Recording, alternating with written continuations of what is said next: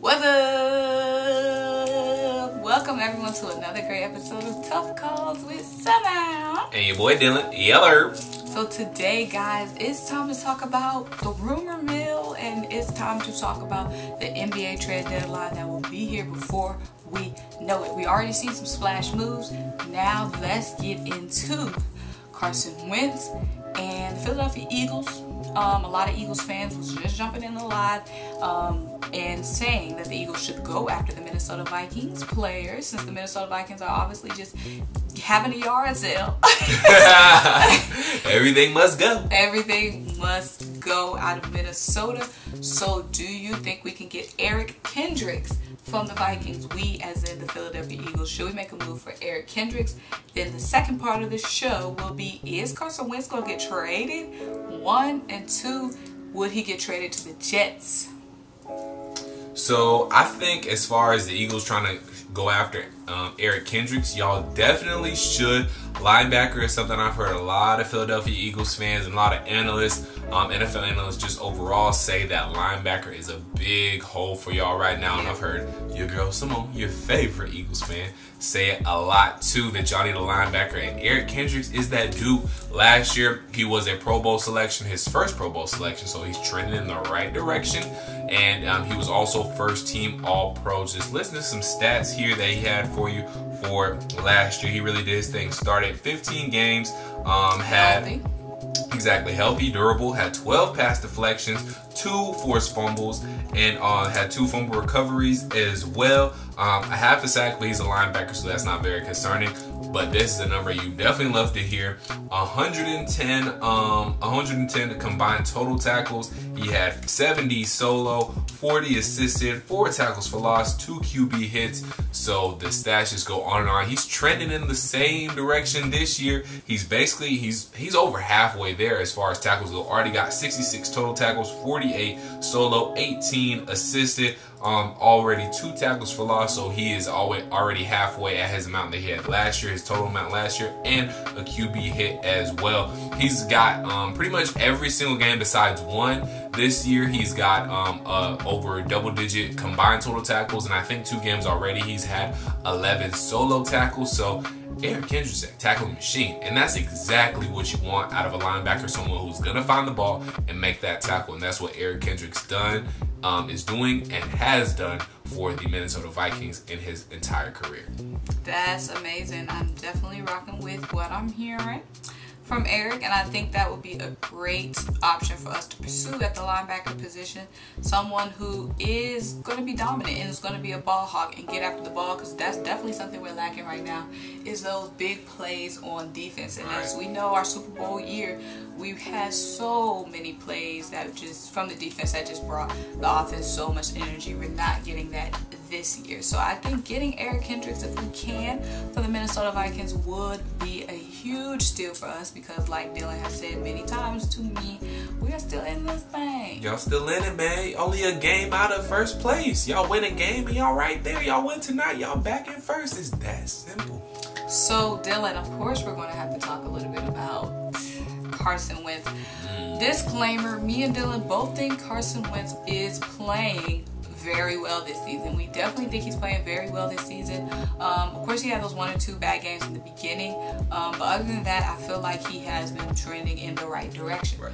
There are some Eagles fans and some just football fans overall who think that Carson Wentz might get traded, and the reason why I can see it maybe happening is just because obviously the biggest glaring thing is that we drafted a quarterback in the 2nd round when there was obviously other needs that we could have filled, i.e. linebacker.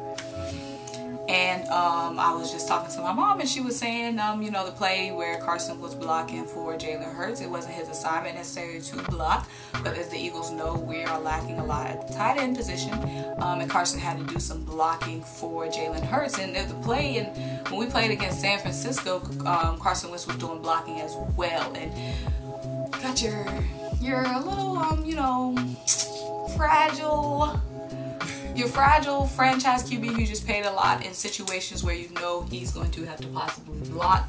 That kind of sounds like, forget you, bruh.